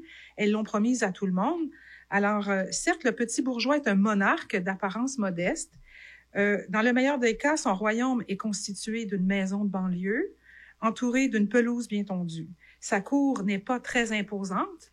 Elle est formée le plus souvent d'une épouse et de 2 enfants, ainsi que d'un ou de 2 animaux familiers, comme un chien ou un chat. Vous dites, au fond, que vous dites maintenant que, justement, nous avons donc maintenant plusieurs esclaves. Okay? Donc, des esclaves pour se nourrir, pour s'éclairer, se loger, se chauffer, entretenir sa maison, ses effets personnels, se divertir, se déplacer, communiquer avec d'autres royaumes que le sien. Il dispose, donc, ce bourgeois, à titre privé, de toutes sortes d'engins et de dispositifs puissants qui l'assistent dès qu'il éprouve la nécessité et souvent sans autre effort que celui d'avoir à presser un bouton. Donc, c'est vrai que c'est quand même, ça fait rire. Et cette parodie, on se retrouve là-dedans. Et puis, vous pensez, dans le fond, que notre mode de vie en est un qui crée une espèce d'aliénation. Oui, c'est ça. Ce passage-là, c'est une façon de souligner le fait que la réussite de ce capitalisme et de cette société de croissance, c'est en quelque sorte, il me semble, d'avoir promis à tout le monde cette monarchie absolue et d'avoir réussi à la garantir à une bonne partie d'entre nous, effectivement. Pourquoi ça tient, ce monde-là ? Parce que, effectivement, il a réussi à faire de chacun d'entre nous, là, je me moque un peu d'une certaine catégorie de la population, mais évidemment, la critique vaut pour tout le monde, et a fortiori pour les plus riches d'entre nous. Mais on devient tous et toutes des petits monarques. Hein. Pour moi, c'est ça pas mal la philosophie, le libéralisme politique et économique, c'est pas mal ça l'idée qui est derrière. Puis ça a marché en fait. C'est les 30 glorieuses. Hein. Les 30 glorieuses en Occident, c'est à peu près ça que ça nous donne. Ça, on a une croissance effectivement très forte qui bénéficie quand même à une partie importante de la population, à tel point que, justement, ce fameux conflit de classe, finalement, s'atténue, puis, en quelque sorte, disparaît avec l'émergence de cette classe moyenne, en fait. Donc, ça, c'est une des très grosses réussites du capitalisme du XXe siècle.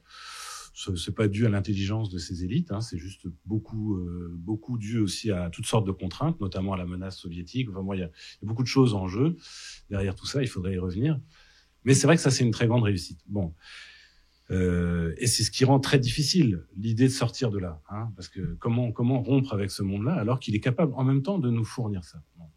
il y a toutes sortes de stratégies, je dirais, rhétoriques, enfin, pour commencer à affaiblir ce constat-là. Mais ce qu'on met de l'avant beaucoup dans la décroissance, c'est que tout ça, ça a des coûts écologiques qu'on a abordés tout à l'heure. Ça a des coûts sociaux. Les 30 Glorieuses. Alors, enfin, en fait, les 30 Glorieuses, vues d'aujourd'hui, du point de vue écologique, c'est les 30 piteuses. Ça a été un moment d'accélération du désastre, mais incroyable. Enfin, là, tous les chiffres le montrent. C'est ce qu'on a appelé la grande accélération, ce que les spécialistes appellent la grande accélération de l'anthropocène, de l'entrée dans une nouvelle ère géologique planétaire. Là, je n'ai pas le temps de revenir là-dessus, mais c'est un vrai désastre. Mais c'est aussi un désastre sur le plan social, parce que ces micro-monarchies qui se sont constituées dans nos banlieues là, à cette époque-là, elles ont aussi un coût sur les populations du Sud, en fait. Donc, on a énormément exploité et surexploité les territoires du Sud, les populations du Sud, pour en arriver là. C'est-à-dire que, oui, il y a des esclaves qui sont des machines, donc ça paraît moins grave que d'esclavagiser des humains, mais en fait, il y a aussi des humains qui ont énormément payé de leur personne pour finalement nous permettre d'en arriver là. Et la troisième critique, c'est effectivement celle de l'aliénation. Aliénation, c'est un mot que vos profs de philo doivent utiliser, j'imagine, avec un peu de précaution. C'est un mot un peu compliqué qui avait un peu disparu des débats politiques et philosophiques, tel que je le comprends. Et moi, je suis pas philosophe, donc je le comprends un peu au ras des pâquerettes, l'aliénation. Mais pour moi, être aliéné, c'est finalement ne plus être maître de soi-même. C'est devenir étranger à soi-même. Et chez Marx, dont vous avez dû entendre parler, et dont vous entendrez parler de plus en plus, parce que les idées de Marx reviennent en force, parce que leur pertinence apparaît de plus en plus évidente. Marx dit finalement, être aliéné, c'est se retrouver dominé par nos propres créations, en fait. Bon, et là, je crois qu'il y a plein de choses qui montrent qu'il a raison de dire ça. Donc, il y a je prendrai les choses sur deux terrains. On peut effectivement dire que nous sommes aujourd'hui dominés par les marchandises. Ça paraît bizarre, comment ça, les marchandises, c'est des purs moyens. Non.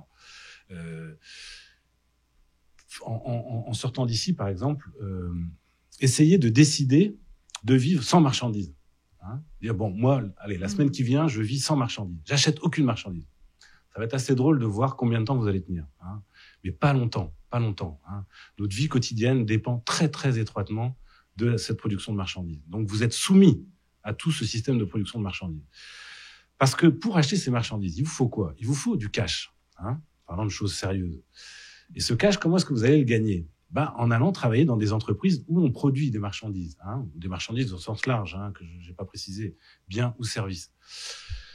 Et vous allez avoir votre poste, vous allez le garder que si vous êtes des bons producteurs, des bonnes productrices de marchandises. Si vous n'êtes pas des bons producteurs, des bonnes productrices de marchandises, on va vous mettre dehors. Il va vous rester l'assistance sociale. Donc, vous êtes en fait vraiment coincé. Si vous voulez vivre, il vous faut des marchandises. Si vous voulez des marchandises, il vous faut de l'argent. Si vous voulez de l'argent, il faut aller vendre votre peau dans des boîtes où vous allez être forcé d'être de bons producteurs de marchandises, c'est-à-dire de participer à cette croissance. C'est en ce sens que finalement ce monde se retourne contre nous. Oui, on a nos petites monarchies, mais il y a un coût dans la journée là qui est pas mal lourd quand même. Si on tient un peu à l'idée de liberté, là il y a une contradiction assez forte. Si on s'en fout de la liberté, c'est pas grave. Là effectivement, c'est la liberté, c'est pas très important. Là, on peut continuer sur ce modèle-là, c'est pas. Mais si on est un peu attentif à ça, là, il y a une contradiction. Et puis ces esclaves là, ces esclaves énergétiques, ces machines qu'on utilise, pas mal pratiques aussi. Là aussi, quand on prend un peu de recul par rapport à ces machines, on réalise que, en fait, il y a une espèce de renversement aussi du rapport, en fait. Normalement, elles sont à notre service, mais quand on regarde bien notre quotidien, on dépense énormément d'argent, énormément d'efforts, énormément de temps pour acquérir ces marchandises, pour acquérir ces machines, pour les faire exister, etc. En fait, c'est des machines qui pèsent très lourd sur nos vies, qui sont extrêmement contraignantes. Même chose. Essayez aujourd'hui de vivre sans bagnole. Non, en fait, aujourd'hui, nous sommes littéralement, collectivement, au service d'un monde au service des bagnoles. On dépense énormément d'argent pour que les bagnoles puissent continuer à circuler. Et c'est pas par une espèce de choix débile, c'est qu'aujourd'hui, on est littéralement dépendant de la bagnole. On est littéralement dépendant. On peut pas vivre sans bagnole. Moi, j'ai pas de voiture parce que j'ai l'argent pour vivre à Montréal, mais je dépends de gens qui, eux, ont une bagnole. Si le bagnole s'arrête demain, ma vie va s'arrêter assez vite aussi. Hein. Donc c'est ça l'idée d'aliénation qui est, à mon avis, centrale, qui est, à mon avis, une des idées les plus intéressantes, d'ailleurs, de la décroissance. Parce que la critique écologique, elle est assez classique. Bon, elle n'est pas très neuve. La critique sociale n'est pas très neuve non plus. Par contre, la critique du caractère aliénant de ce monde, hein, donc c'est-à-dire du caractère contradictoire avec notre aspiration à la liberté, ça me paraît très essentiel. Oui. On voit ça beaucoup chez les jeunes aujourd'hui. On dit on va faire un dopamine detox. On voit que c'est pas si facile que ça quand il s'agit. Peut-être qu'on peut le faire pour le vin, peut-être qu'on peut le faire pour l'alcool, ou peut-être qu'on peut le faire sur, disons, mais sur le matériel. Là, carrément, ça devient difficile et c'est un peu ça votre thèse, la décroissance. Peut-être qu'on pourrait peut-être s'en aller du côté de ce que vous proposez.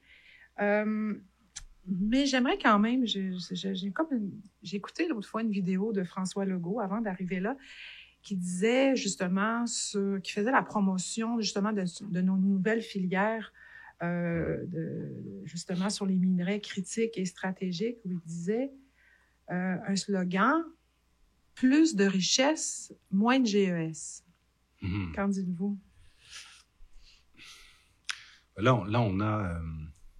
Il faudrait regarder plus exactement ce qu'il a en tête, mais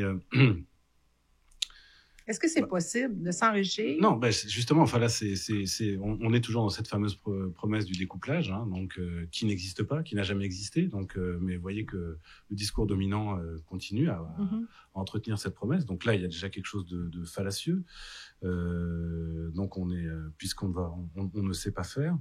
Il y a l'autre problème, quoi, c'est que on réduit, c'est une mise en garde que je me permets de partager avec vous. On réduit la question écologique à la question climatique aujourd'hui. Hein, donc c'est un énorme problème aussi. Enfin, si on n'avait que ce problème-là, je dirais pas que ça irait, parce que ça va déjà très mal, rien qu'avec le climat. Mais c'est beaucoup, beaucoup, beaucoup plus grave que ça. Enfin, pourquoi est-ce qu'on utilise un mot comme le mot anthropocène aujourd'hui? Donc, qu'est-ce que ça veut dire anthropocène? Du coup, je saute sur l'occasion d'en reparler. C'est un mot qui a été proposé au début des années 2000 par un Nobel de chimie pour dire que, en fait, nous sommes entrés dans une nouvelle époque de l'histoire géologique planétaire. En fait, hein. Officiellement, on est dans l'Holocène depuis en gros 11 000 ans, depuis la fin de la dernière période glaciaire. Et depuis 11 000 ans, on bénéficie d'un climat relativement stable, donc auquel on peut attribuer un certain nombre de choses qui se sont passées depuis. Et l'idée de l'anthropocène, c'est de dire, voilà, on est en train de sortir de là. Et on est en train de sortir de là, pourquoi? Anthropos, l'activité des humains. Hein. Elle est telle aujourd'hui qu'elle représente une des forces géologiques déterminantes de la planète. Et quand on dit ça, on dit que c'est toutes les dimensions géologiques planétaires qui sont touchées. C'est pas seulement le climat, hein, c'est la lithosphère, c'est les océans, donc c'est l'hydrosphère, c'est la biosphère, tout est affecté. Hein, et comme tout est interrelié, c'est là qu'on arrive à ce point de départ de notre conversation tout à l'heure, oui. C'est-à-dire à ce risque majeur, tout simplement, d'une disparition possible de l'espèce, hein, au rythme où vont les choses. Donc, continuer à accepter de juste discuter climat, c'est vraiment être à côté de la plaque, c'est être très en deçà de la gravité de la situation. Il faut ramener toujours la discussion. Non, c'est un aspect du problème. Il y a bien d'autres aspects. Parce que typiquement, sur un truc comme cette filière-là, voilà. Alors effectivement, on a l'impression d'avoir trouvé une solution. Hein. On a trouvé une solution. On va utiliser donc un autre minerai pour développer d'autres techniques qui vont nous éviter d'utiliser des hydrocarbures. Mais qu'est-ce qu'on est en train de faire? Vous n'êtes pas en train de résoudre le problème, vous êtes en train de le déplacer. Alors, c'est ce qu'on a fait beaucoup avec ces stratégies qui se présentent comme des stratégies de substitution, qui sont en fait des stratégies qui aboutissent à un déplacement de problème. C'est-à-dire, oui, effectivement, le problème immédiat n'est plus là, mais il est ailleurs. Il est maintenant sur une pression, sur un autre minerai, ailleurs dans le monde, etc. Donc vraiment, on n'est pas du tout dans des solutions pertinentes. Et puis justement, on va aborder maintenant peut-être la stratégie, en fait, ce que vous proposez bien humblement, parce que vous dites que c'est quand même quelque chose qui est en cours. Vous dites, dans le fond, une des solutions, c'est de se sortir de l'entreprise monde par les communs. Mmh. Alors, les communs, c'est vrai que ça nous fait penser au communisme, mais vous parlez plutôt du terme communalisme. C'est quoi la différence? Mmh. Alors bon, en fait, je pourrais tout à fait assumer l'idée de communisme. Le problème, c'est que bon, bah voilà, c'est un terme qui désigne certaines réalités là aujourd'hui dont on veut se dissocier, dont je serais le premier à me dissocier. Ce qu'a été l'URSS, ce qu'a été la Chine communiste. Ce qu'il faut souligner surtout, c'est que c'était des modèles qui étaient productivistes. Donc des modèles qui étaient en fait extrêmement proches du nôtre. Alors moi, j'ai grandi à une époque où il y avait ces deux. J'étais dans la guerre froide. Il y avait deux mondes possibles. Il y avait l'Est ou l'Ouest. Bon, et nous étions du bon côté, du côté de l'Ouest à l'époque. Mais on nous présentait ça comme vraiment deux mondes très différents. Alors qu'en fait, du point de vue que j'ai développé depuis le début de notre conversation, c'est deux mondes qui sont extrêmement proches. C'est deux mondes qui visent la même chose, produire toujours plus, pour satisfaire toujours plus de besoins officiellement. Mais on est dans deux mondes productivistes. La différence, c'est on produit pas tout à fait de la même manière, on distribue pas de la même manière. Et politiquement, on va pas orienter la société de la même façon. Mais sur le fond, c'est à peu près blanc bonnet et bonnet blanc. Et donc, un des aspects majeurs de la critique des croissancistes, c'est finalement de renvoyer dos à dos, là-dessus, les expériences socialistes du XXe siècle et le capitalisme libéral. En disant, il n'y en a pas un pour sauver l'autre. C'est deux modèles dont on veut sortir. Donc, en ce sens, effectivement, je ne peux pas me dire communiste, même si, par rapport à l'idéal communiste, j'en suis très proche. Donc, j'utilise le terme communaliste pour marquer une petite différence et essayer d'éviter justement certains rapprochements là dont je voudrais pas. Mais et pour dire que ce qu'il s'agirait de mettre au centre d'un monde post-croissance, ça pourrait être, ça devrait être, il me semble, ce qu'on appelle aujourd'hui des communs.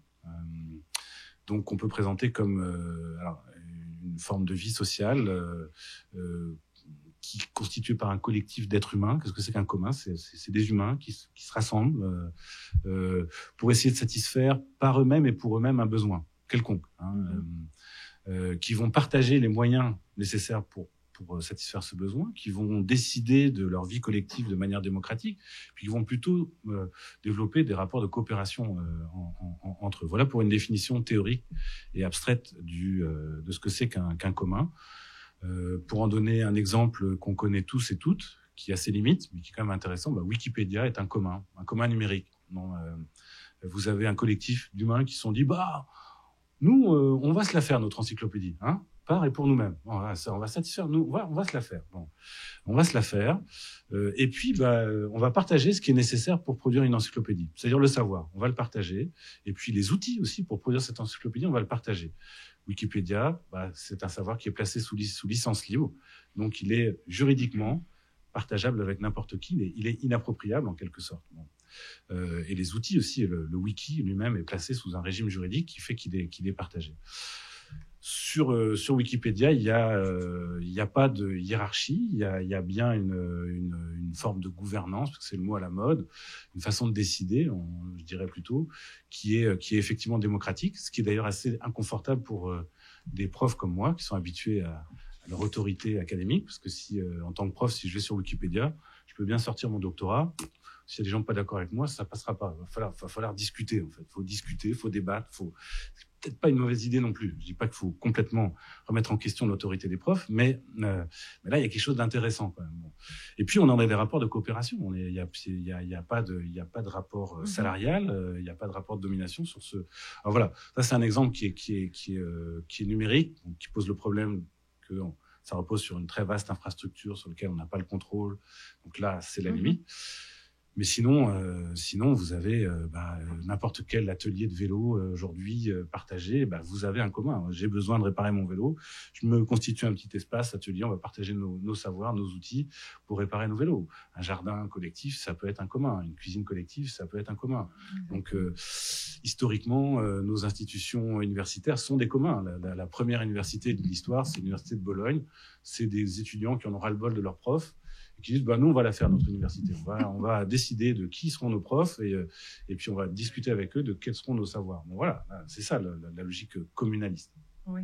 Et en fait, je pense que vous appuyez beaucoup aussi sur les écrits de Pierre Dardot et de Christian Laval aussi. Et ce qu'on note aussi dans cet esprit-là des communs, c'est qu'il y a quand même de la démocratie. Et puis, vous le dites, ça fait partie produire moins, partager plus et décider ensemble. Donc, il y a un aspect peut-être démocratique, peut-être qu'il y avait moins, peut-être avec le système communiste, où vous pensez justement que la démocratie est vraiment vraiment un axe très important là, pour arriver justement à un monde de décroissance. Et je pense aussi que vous essayez aussi de vous éloigner du côté de la planification, peut-être, peut-être en y allant avec cette idée des communs, moins du communisme, parce que le communisme, c'est aussi quand même une certaine planification. Et vous dites même, dans le fond, que une révolution, ça s'accommode pas d'un plan, ça s'accommode mal d'un plan. Et aussi, ça peut être dangereux parce que ceux qui nous proposent des plans sont généralement animés d'une volonté de maîtrise du monde dont on a tout à craindre. Donc, c'est ça que j'ai aimé, ce côté démocratique, cette importance-là. Comment concrètement là, ça peut dans le fond, on peut voir, ça peut se mettre en branle parce que en même temps, vous dites la démocratie, mais il faut aussi se méfier de l'État. Alors, ça, c'était un peu les deux choses. Démolir l'entreprise monde, mais aussi se méfier de l'État. Alors, c'est un petit peu peut-être... Beaucoup de choses à essayer de clarifier, des choses compliquées. Sur la question de l'État, j'en arrive à une position, je dirais, assez anarchiste.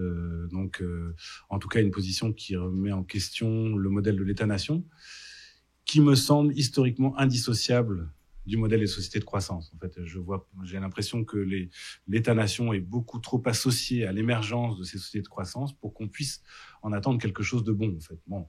Mais là, on aurait plein de débats avec des collègues philosophes et puis mieux formés que moi à ces questions de philosophie politique. Donc c'est plus intuitivement que j'en arrive à une position plus anarchiste qui serait pour donner un nom, celle de quelqu'un comme Murray Bookchin et son municipalisme libertaire. Il me semble que sur le plan politique, si on tient vraiment à la démocratie, cette démocratie, évidemment, elle doit être directe, mais comme dirait l'autre, c'est un pléonasme. Une démocratie directe, une démocratie ne peut être que directe, sinon c'est pas une démocratie en fait, c'est pas une démocratie pure. Là, je sais que j'ai des collègues de Sciences Po, là, et je sais pas, ils vont réagir, ils vont me corriger si je dis trop de bêtises, mais et que donc si on veut une démocratie directe, il me semble qu'elle doit être locale et que donc l'instance politique qui devrait être au cœur de nos sociétés, ça devrait être la municipalité en fait, et l'assemblée municipale comme instance de décision politique majeure. On devrait reconstruire le Québec à partir de là, en partant du municipal et sur les territoires de municipalité en essayant de favoriser l'émergence d'un certain nombre de communs pour subvenir à des besoins dont nous aurions décidé ensemble. Donc, un des grands enjeux, c'est ça, c'est que nous puissions commencer à décider ensemble de comment nous voulons vivre. Aujourd'hui, cette décision nous échappe complètement. Elle nous échappe pour des raisons qui tiennent à nos institutions politiques.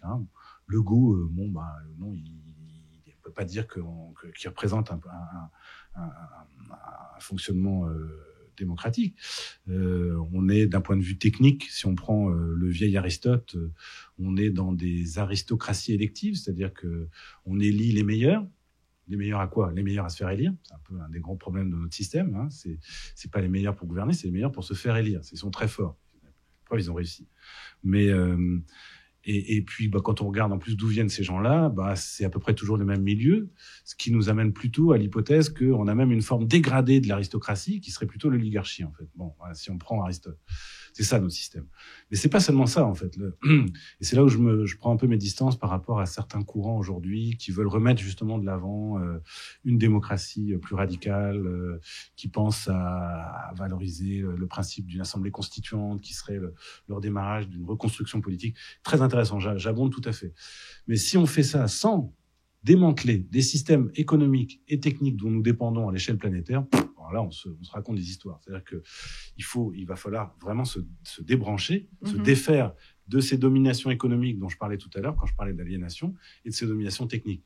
Si on reste là-dedans, effectivement, nos politiques, on aura beau avoir le contrôle sur nos institutions, on sera tout autant dominé, il me semble. Donc il faut penser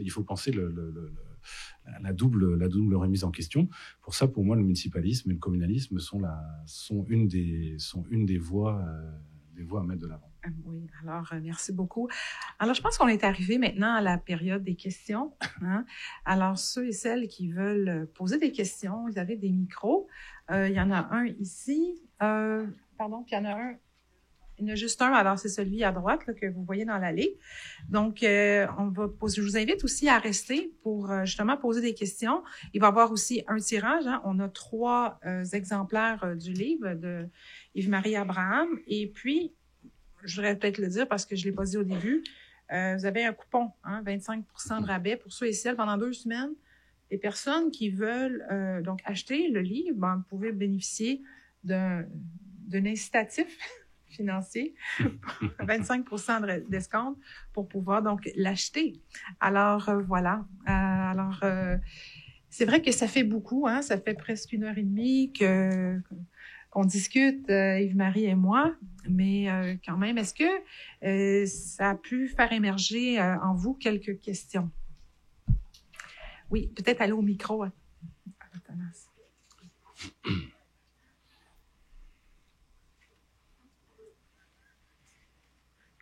OK. D'après vous, est-ce que ça marche? Oui, ouais, ça marche. Ah ouais, c'est bon. D'après vous, quelles vont être les conséquences de l'économie verte pour les pays n'ayant pas un niveau économique stable? Okay. Je réponds au fur et à mesure. Ok. Qu'est-ce que vous appelez un niveau économique non stable? Vous voulez dire insuffisant ou... Ouais. Écoutez, je pense que pour l'instant, dans l'état actuel des relations entre pays, hein, donc je pense que l'économie verte va ne faire qu'aggraver la situation des pays les plus démunis, en fait. Hein. Pour caricaturer les choses, hein, et là encore, j'ai une vision peut-être trop simpliste des choses, mais pour moi, le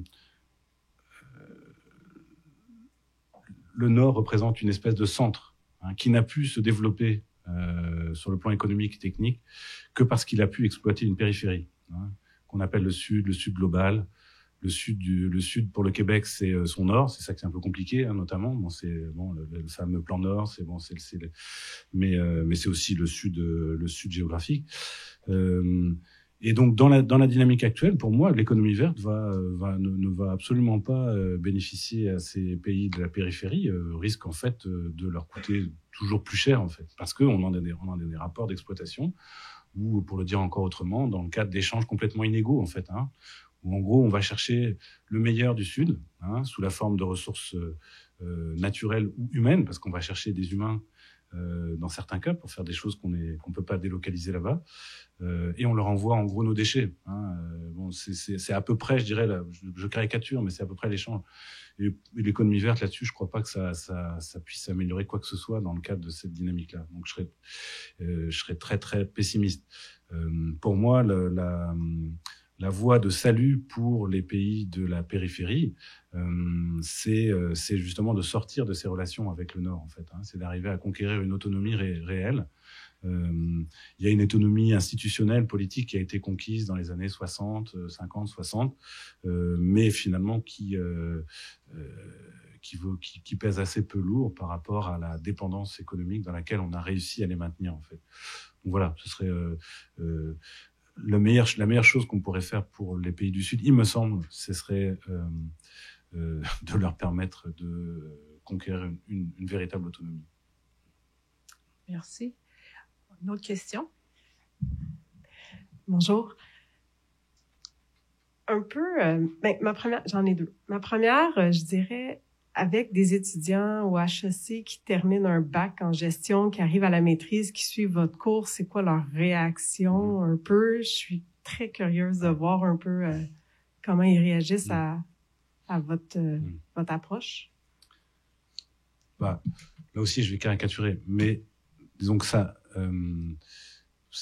peut être un choc pour plusieurs. Et j'ai d'ailleurs une étudiante qui a fait son mémoire de maîtrise là-dessus, en fait, pour essayer de mettre des mots, de comprendre un peu le choc que ça représente.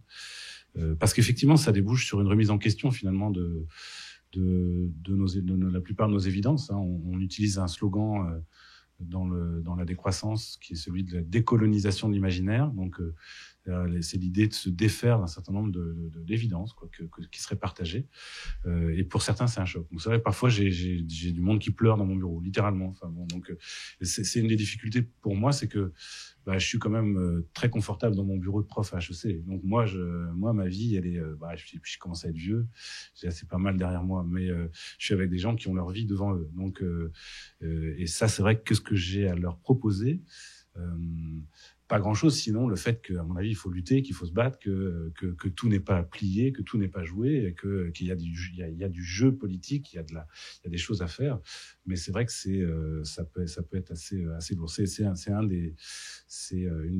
pas une contradiction, mais une des difficultés de mon cours. Ouais. OK, merci. Puis, deuxième question. Tantôt, vous avez dit on pourrait ramener ce pouvoir-là au niveau des municipalités.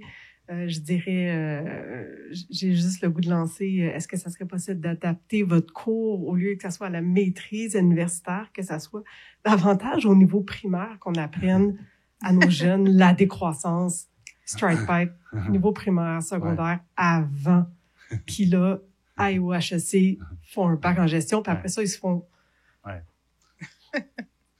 rentrer dedans un peu, maîtrise, puis là, ils pleurent dans votre bureau. Donc, si, mettons, on ramène ça...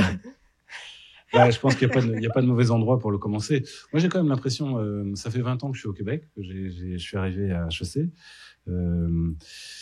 C'est vrai que j'enseigne plus exactement aux mêmes personnes et tout, mais il y a 20 ans, je me souviens de cours où j'étais vraiment seul contre tous les étudiants. Vraiment.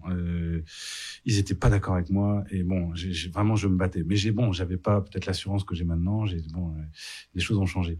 Mais j'ai quand même l'impression que depuis 20 ans, ceux que j'ai en face de moi ont plus la même vision du monde, en fait. Et je me dis que les profs qui sont passés avant moi, au primaire, au secondaire, au cégep, ont dû faire pas mal une partie du boulot quand même, parce que puis eux-mêmes ont fait du boulot, évidemment. Enfin, vous devez quand même j'imagine, être sensible à ce qui se passe autour de vous, malgré toutes ces machines là. Et donc il y a une écoute qui est quand même beaucoup plus grande. Moi, je verrais quand même un élément d'espoir là-dedans. Bonjour, un petit peu en lien avec ce que disait ma collègue, ma question rejoint aussi, c'est un peu ses propos. J'ai fait lire un de vos textes à mes étudiants, puis je voyais justement des réactions je leur demandais justement qu'est-ce que vous en pensez, puis un petit peu c'est trop extrême, on peut pas changer nos modes de vie comme ça et tout. Puis je me dis, bon, OK, effectivement, il y a même s'il y a plus de gens qui embarquent maintenant, puis peut-être que ceux qui embarquent le plus, c'est des gens qui sont sensibilisés au problème, donc justement actuellement à l'université, au cégep et tout. Mais une grosse partie de la population dont vous parlez qui vit dans des conditions aliénantes, comment on les rejoint, ceux-là? Parce que une grande partie de ces populations se considèrent comme heureuses. OK? Donc, comment on fait par rapport à ça?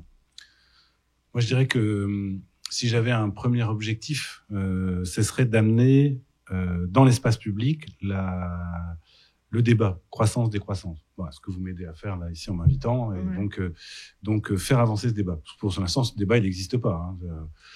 C'est Legault, vous lui parlez de décroissance, il va avoir un sourire ou un haussement d'épaule, où il va pas répondre. Mais c'est en train de changer, hein, parce que de plus en plus, nos élites sont en train de se sentir obligées aujourd'hui d'attaquer la décroissance. Ouais. Il y a 10 ans, la décroissance, vraiment, il n'y avait pas besoin de se défendre, c'était pas une menace. Là aujourd'hui, on voit de plus en plus de dirigeants qui se sentent obligés de contre-attaquer. Donc c'est bien que c'est une idée qui monte et ils sont bien renseignés sur l'état d'esprit de leur population. Donc, c'est bon signe. Donc, la première chose, c'est d'amener ça dans l'espace public. La deuxième chose que je dirais, c'est que je me servirais justement de ce qui s'est passé en France avec la Convention citoyenne sur le climat, qui a été demandée, obtenue auprès de Macron par une coalition citoyenne. Il y a plein de critiques qu'on peut adresser à ce truc-là, mais c'est quand même intéressant. Dans son principe. Le principe de la Convention citoyenne, c'est quoi? C'est qu'on a tiré au sort, je sais plus, 100 et quelques Français et Françaises, hein, tirés au sort, c'est-à-dire venant, a priori, de tous les milieux, donc aussi de tous les horizons politiques. Hein. Et on leur a proposé donc de plancher sur des solutions pour affronter la question climatique. Malheureusement, c'est que la question climatique, mais quand même. Mais d'y aller avec des experts qui venaient éventuellement les former. C'est eux qui pouvaient choisir qui ils voulaient entendre, etc. Donc, pour arriver à des propositions. Et j'insiste, des gens tirés au sort, donc de tous les horizons. Donc, on a un exercice quand même assez démocratique. Ça ressemble pas mal à l'idéal démocratique athénien, donc tirage au sort de certains représentants. Bon, on est vraiment proche là de quelque chose d'assez rigoureux.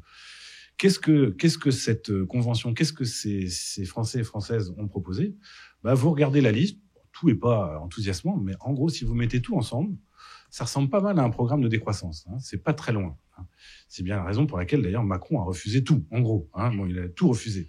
Donc là, ça a été un échec, évidemment, là-dessus. Mais par contre, ça montre bien que, en donnant à des citoyens et citoyennes de tous les horizons la possibilité de réfléchir sérieusement à ces questions, d'aller chercher les informations dont ils ont besoin pour faire des propositions, ils arrivent à quelque chose qui est très proche de la décroissance. Donc qui n'est pas si loin que ça de ce que je présente. Enfin, c'est pas complètement insensé.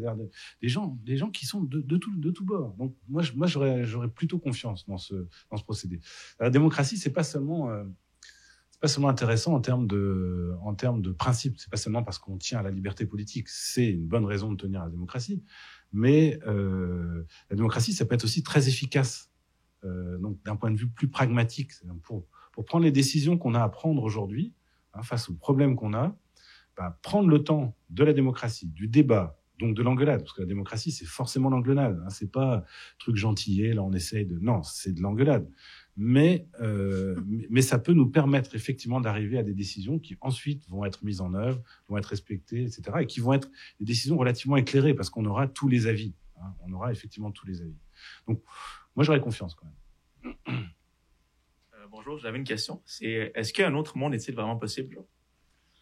C'est la question du colloque. C'est une belle question. Merci de me la poser. Elle est très belle, mais finalement, elle est très simple.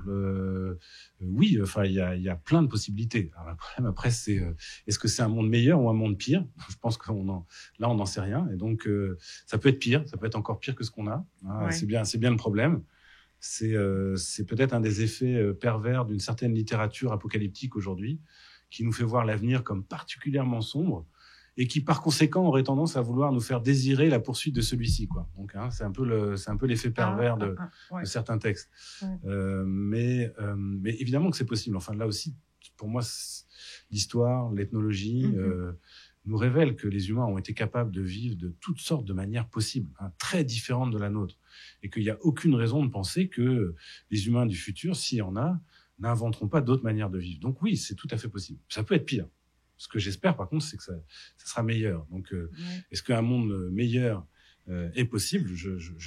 Oui, je continue à me battre. Et puis, de toute façon, même s'il n'émerge pas, moi, il me semble que notre humanité, elle se joue aussi dans cette lutte-là, en fait. Essayer de rester humain jusqu'au bout dans cette lutte, même si ça n'aboutit pas. Parce qu'effectivement, aujourd'hui, c'est possible quand même que ça aboutisse à des choses pas mal catastrophiques dans les années qui viennent.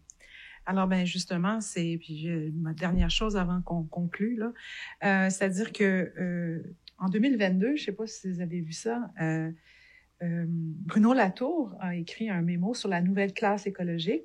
Il essaie de prendre ses distances par rapport aux classes sociales comme on a l'habitude de les entendre, avec les politiques de gauche et de droite. Et je pense que, dans le fond, ce sont les jeunes aujourd'hui qui sont peut-être plus à même d'être ouverts pour justement former cette nouvelle classe écologique pour mettre en œuvre peut-être à la fois, oui, des idées de décroissance, peut-être aussi coupler ça avec peut-être aussi des idées, peut-être que le chemin, finalement, la réponse se trouve peut-être au milieu entre peut-être quand même faire peut-être des pas avec le développement durable, même si vous nous essayez de nous convaincre que c'est pas peut-être la bonne façon parce que c'est toujours basé sur la croissance, mais je veux dire, à notre niveau, là, je pense que c'est peut-être le chemin est peut-être au milieu, parce que vraiment de renverser, de faire cette révolution-là du capitalisme, c'est peut-être pas pour demain.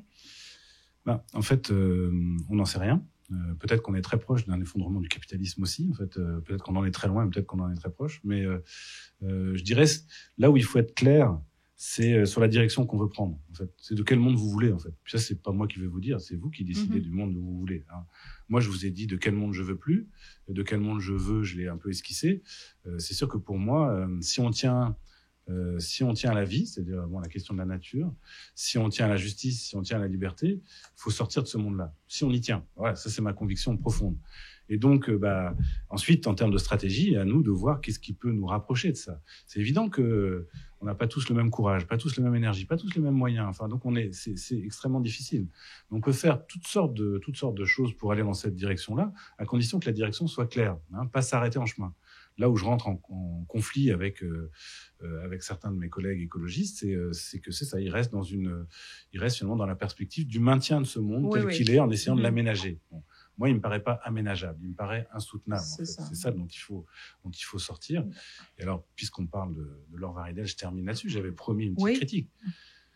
Acheter, c'est voter. C'est sur le plan écologique, ça marche pas. Ça marche pas pour les raisons que j'ai dit tout à l'heure. Donc, ce que le capitalisme il veut, c'est que vous achetiez. Tant que vous allez acheter des marchandises, qu'elles soient vertes ou rouges ou marron, on s'en fout. Ce qu'il faut, c'est que vous achetiez. Donc, déjà, si vous achetez, vous participez à ce système-là. Donc, c'est vraiment même quelqu'un comme Bush avait compris, quand il a dit aux Américains, après le 11 septembre 2001, si vous avez une chose à faire en bon américain, c'est d'aller dans les commerces demain. C'est ça. Le système, il tient là-dessus.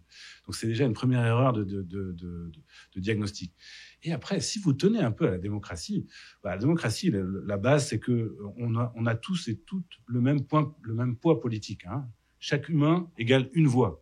Là, acheter, c'est voter, ça dit quoi? C'est chaque dollar égale une voix. Ceux qui ont plein de dollars, ils vont voter plus. Ceux qui n'ont pas beaucoup de dollars, tant pis pour eux. C'est inacceptable. Je comprends même pas que ça soit encore repris et relayé, cette devise. Elle est trop contradictoire avec nos idéaux.